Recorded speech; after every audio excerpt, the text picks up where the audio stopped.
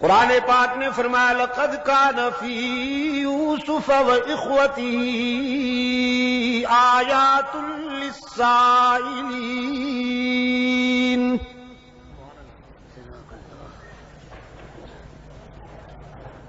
زندگی کی تلخیوں سے گھبرائے ہوئے لوگوں کے لیے بہت ساری عبرتیں پنہاں ہیں اس بات میں۔ آئیے یوسف اور ان کے بھائیوں کے حالات و واقعات کے آئینے میں اپنا چہرہ دیکھیے۔ آپ بہت گھبراتے ہیں حالات کی تلخیوں سے، لیکن سوچئے اللہ کے برگزیدہ بندوں کو کن حالات سے گزرنا پڑا۔ لقد کان فی یوسف و اخوتہ آیات للسائلین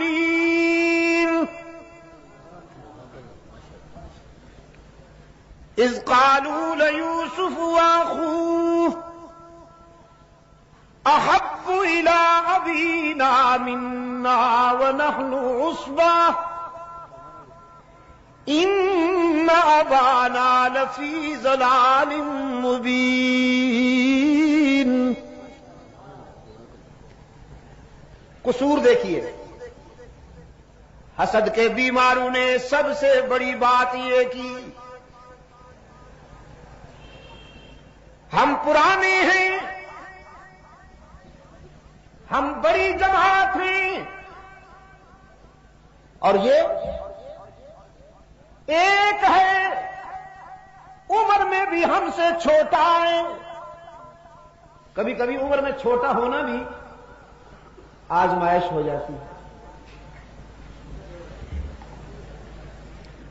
ہم بڑی جماعت ہیں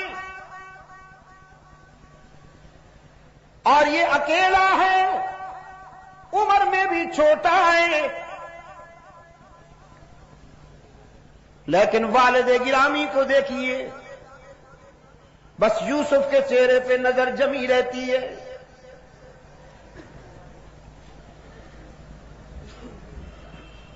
ان سے دامن بچانے کی بس ایک ہی صورت ہے کہ قتل کر دیا جائے اسے، یا دنیا کے کسی ایسے کونے میں پھینک دیا جائے کہ یعقوب یوسف کی صورت ہی نہ دیکھ پائیں۔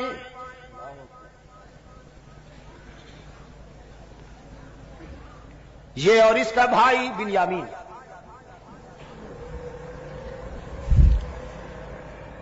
قال قائل منهم لا تقتلوا یوسف۔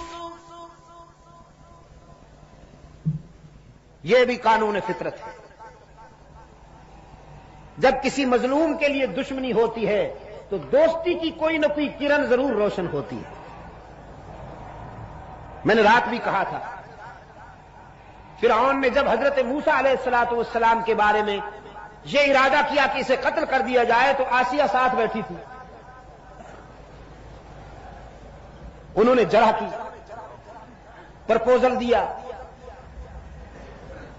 کہ تمہیں غصہ آ گیا ہے ان پر، وہ تو بچہ ہے ابھی تک، اس کو پھول اور انگارے میں فرق نہیں معلوم۔ یہاں بھی اسی حلقے سے ایک آواز آئی، قتل کا منصوبہ تو تم نے بنا لیا، لیکن وہ ہاتھ کہاں سے لاؤ گے جو اس چاند سے چہرے پر خنجر چلائیں؟ نہیں کر پاؤ گے، یہ کام نہیں کر پاؤ گے۔ انسان کتنا ہی سنگ دل کیوں نہ ہو جائے، لیکن ایسے چہرے پہ خنجر کیسے چلا سکے گا؟ یہ بات تم سے بھی نہیں ہوگی۔ تجویز یہ ہے، کنویں میں ڈال دو اسے یا کہیں دور چھوڑ آؤ، راہ چلتے مسافر اٹھا کے لے جائیں گے، تمہاری جان بھی چھوٹ جائے گی، قتل کی شقاوت سے بھی بچ جاؤ گے۔ اور یہی فائنل ہو گیا، یہی فائنل ہو گیا۔ محبت کا لبادہ اوڑھ کر والد گرامی کے پاس آئے، حضرت یعقوب علیہ السلام کے پاس آئے، قالوا يا أبانا ما لك لا تأمنا على يوسف وإنا له لناصحون. آتے ہی حضرت یعقوب علیہ السلام کی خدمت میں کہنے لگے حیرت ہے کہ آپ ہم پر اعتماد کیوں نہیں کرتے، حالانکہ ابھی عدم اعتماد کی کوئی بات ہوئی ہی نہیں تھی، کوئی نان کانفیڈنس کا ابھی تک نقشہ سامنے آیا ہی نہیں تھا. لیکن انسان کے اندر میں جب چوری چھپی ہوئی ہو، کوئی اور اس کو چور کہے نہ کہے، وہ خود اپنے آپ کو چور محسوس کرنے لگتا ہے. یہ انسانی نفسیات کی بات ہے. اگر ان کے اندر میں یہ چوری نہ ہوتی تو آ کے کہتے کہ ابا جان یوسف کو ہمارے ساتھ بھیجیے، ہم ذرا انہیں باہر لے جانا چاہتے ہیں. اگر اس کا کوئی منفی ری ایکشن سامنے آتا تو پھر کہتے آپ ہم پر اعتماد کیوں نہیں کرتے. لیکن انہوں نے آتے ہی بات ہی یہاں سے شروع کی. ما لك لا تأمنا على يوسف وإنا له لناصحون. کیا بات ہے، آپ ہم پر اعتماد کیوں نہیں کرتے، حالانکہ ہم تو یوسف کے ناصح ہیں اور ہمدرد ہیں. أرسله معنا غدا يلتع ويلعب وإنا له لحافظون. انہیں ہمارے ساتھ بھیجیے، ہم اسے جنگل میں لے جانا چاہتے ہیں. ہر وقت آپ اسے گود میں بٹھائے رکھتے ہیں، ذرا دنیا بھی دیکھے. حفاظت کریں گے، بے فکر رہیے. میں یہ واقعہ نہیں آپ کو سنانا چاہتا، میں اپنے ہدف تک پہنچنے کے لیے تھوڑا سا یہ جھلک دکھا رہا ہوں آپ کو. لے گئے حضرت یعقوب علیہ السلام نے اندیشہ بھی ظاہر کیا، کہیں میرے لگتے جگر کو نقصان نہ پہنچ جائے، کوئی درندہ نقصان نہ پہنچا دے. انہوں نے قسمیں کھا کھا کر یقین دہانی کرائی. ہم جماعت ہیں، اتنی بڑی تعداد میں ہیں، ایک یوسف کی حفاظت کرنا کوئی مشکل بات تو نہیں ہے، ہم سب مل کر حفاظت کریں گے، آپ مطمئن رہیے. قرآن پاک نے فرمایا فلما ذابوا به واجمعوا ان يجعلوه في غيابة الجب فأوحينا إليه لتنبئنهم بأمرهم هذا وهم لا يشعرون. جب لے گئے یوسف کو ویرانے میں اور اپنے پروگرام کے مطابق یوسف کو کنویں میں ڈالنے کے لیے تیاریاں کرنے لگے، رب العالمین نے فرمایا ہم نے یوسف کے دل میں تسلی اتاری، ہم نے یوسف کے دل میں استقامت اور تقویت کے جوہر بھر دیے کہ دشمن تو بہت ہیں لیکن دوست بہت زیادہ طاقتور ہے. یہ تجھے مٹانا چاہتے ہیں لیکن ہمارا فیصلہ ہے کہ ہم تجھے بلند کریں گے. رات میں یہی کہہ رہا تھا. مکہ والے مٹانا چاہتے تھے اور عرش والے نے بلند کرنے کا فیصلہ کیا تھا. یہاں بھی یوسف علیہ السلام کو مٹانے کا پروگرام بنایا گیا، کنویں میں ڈالا گیا. رب العالمین نے روح الامین کو حکم دیا جاؤ میرے پیغمبر کو اپنی آغوش امانت میں سنبھال لو. باپ کی گود میں بھی اتنا سکون نہ ملا ہو جو تیری آغوش امانت میں یوسف کو میسر آئے. یوسف تو محفوظ ہو گئے. کنویں میں جا کر یوسف پشاور کے بے زبانوں محفوظ ہو گئے. کنویں میں جا کر یوسف تو محفوظ ہو گئے. اور برادری، خون چھپانے کے لیے، جرم چھپانے کے لیے ناٹک رچایا۔ یوسف علیہ السلام کا کرتا اتار لیا تھا، اس پہ خون ملا، مصنوعی خون، کسی جانور کے خون سے وہ کرتا رنگین کیا، پھر اسے لکڑی پہ اٹھا کر علم بنایا۔ کیا بنایا؟ علم بنایا۔ یہ ہتھ کنڈے پرانے ہیں، ہاتھ نئے ہیں۔ ہتھ کنڈے پرانے ہیں، ہاتھ نئے ہیں۔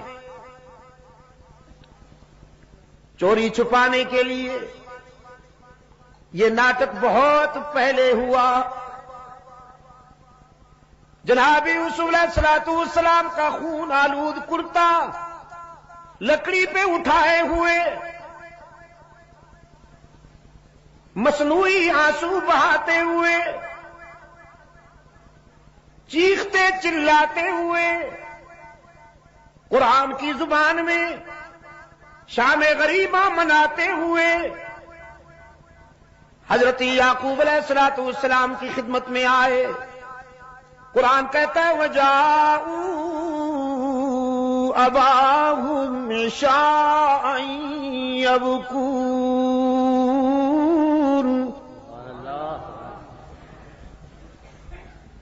روتے چلاتے ہوئے یعقوب علیہ السلام کی خدمت میں آئے۔ قالوا یا ابانا انا ذهبنا نستبق وتركنا يوسف عند متاعنا فأكله الذئب وما أنت بمؤمن لنا ولو كنا صادقين۔ اپنی کہانی بیان کی۔ ابا جان خطرہ یہ ہے کہ آپ ہماری بات مانیں گے نہیں، حالانکہ ہم محب اور سچے لوگ ہیں، محب اور سچے لوگ ہیں۔ انا ذهبنا نستبق وتركنا يوسف عند متاعنا فأكله الذئب۔ ہم یوسف کو لے گئے ویرانہ میں، ہم تو کھیلنے میں لگ گئے، بھیڑیا کم بخت آیا، کھا گیا ہمارے بھائی کو۔ کیا کرتے ہم، پتہ ہی نہیں چلا۔ قرآن کریم نے فرمایا اپنے دعوے کے ثبوت کے طور پر وہ کرتا پیش کیا حضرت یعقوب علیہ السلام کی خدمت میں۔ وَجَاءُوا عَلَىٰ قَمِيصِهِ بِدَمٍ كَذِبٍ۔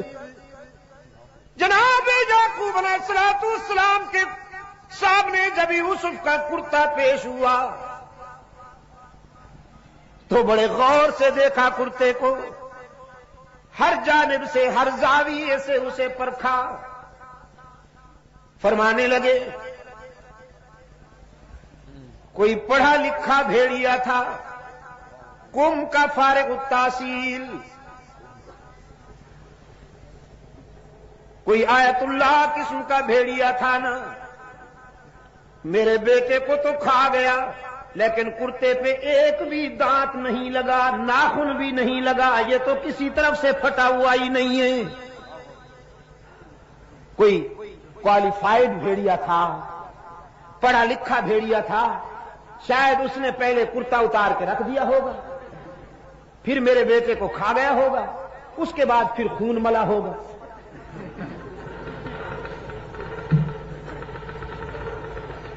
فرمایا بل سولت لكم انفسكم امرا فصبر جميل والله المستعان على ما تصفون۔ سمجھ گئے ساری کہانی۔ فرمانے لگے تمہارا منصوبہ معلوم ہوتا ہے، یہ سب ناٹک رچا رہے ہو، لیکن میری سنو، اپنے بیٹے سے متعلق یہ دل خراش اور دردناک خبر سننے کے باوجود میں تمہاری ماتمی کاروائیوں میں شرکت نہیں کروں گا، میں تو صبر کا دامن نہیں چھوڑوں گا۔ فصبر جمیل واللہ المستعان علی ما تصفون۔ میں اللہ سے ہی مدد مانگتا ہوں، وہی میرے لخت جگر کا نگہبان ہے اور حفاظت کرنے والا ہے۔ رات بھی بات یہاں آئی تھی، اتفاق سے آج بھی پھر اسی موڑ پہ آ گئی۔ انبیاء اور رسول نے جب بھی مدد مانگی کس سے مانگی؟ عجم کے بیماروں تک ہی کی حرارتیں پہنچاؤ، اللہ عجم کے بھی کے بیماروں کو شفائے کاملہ عطا فرمائے، ان کے فکر و نظر کے اندھیروں کو قرآن کے اجالوں سے دور فرمائے۔ انبیاء اور رسول نے زندگی کے سفر میں جب بھی کوئی مشکل مقام آیا تو کس سے مدد مانگی؟ واللہ المستعان علی ما تصفون۔ یعقوب نے بھی بیٹے کو اللہ کے حوالے کیا، اور ان مراحل سے گزرنے کے بعد جب یوسف کو انعام ملا، ایثار، استقامت اور وفا کا سفر کرنے کے بعد جب اللہ نے یوسف کو انعام عطا کیا ہے، پاؤں کے نیچے مصر کا تخت ہے اور سر پہ نبوت کا تاج ہے۔ انعام پسند آیا آپ کو؟ پاؤں کے نیچے مصر کا تخت ہے اور سر پہ نبوت کا تاج ہے۔ روحانی طور پر بھی صاحب اختیار ہیں اور مادی نقطۂ نظر سے بھی صاحب اقتدار ہیں۔ فطرت کبھی کبھی عجیب مناظر دکھاتی ہے۔ کنویں میں ڈالنے والے منگتا بن کر آئے ہیں، سوال کرتے ہیں غلے کا۔ جناب یوسف علیہ السلام کے سامنے اپنی حالت زار بیان کرتے ہوئے کہتے ہیں، ایھا العزیز مسنا واہلنا الذل وجئنا ببضاعۃ مزجاۃ فاوف لنا الکیل وتصدق علینا ان اللہ یجزی المتصدقین۔ شاہ مصر،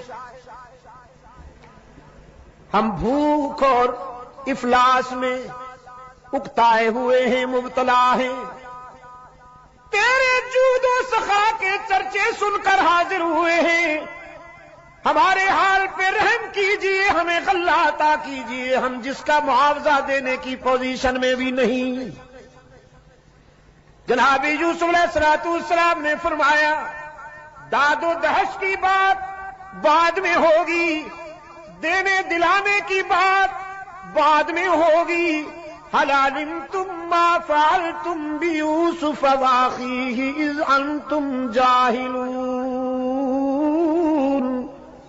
پہلے یہ بتاؤ تم نے یوسف اور اس کے بھائی کے ساتھ کیا کیا تھا، یہ پہلے بتاؤ۔ اور ان بیچاروں کو پہلے بھی شبہ تھا، چہرے کے زاویے بار بار دیکھتے تھے، تجسس تھا، سسپنس تھا کہ یہ چہرہ تو دیکھا بھالا ہے، یہ تو وہم و گمان میں بھی نہیں تھا کہ یہ وہی ہے جس کو کنویں میں ڈال آئے تھے ہم، لیکن تجسس تھا کہ یہ چہرہ دیکھا بھالا ہے۔ اب جب اسی چہرے نے اسی کا نام لے لیا جس کے متعلق وہ سوچ رہے تھے تو اب چونکے، کہنے لگے ہم نے کیا کیا تھا یوسف اور اس کے بھائی کے ساتھ یہ ہم بھی بعد میں بتائیں گے، پہلے آپ بتائیے کہیں آپ وہی تو نہیں؟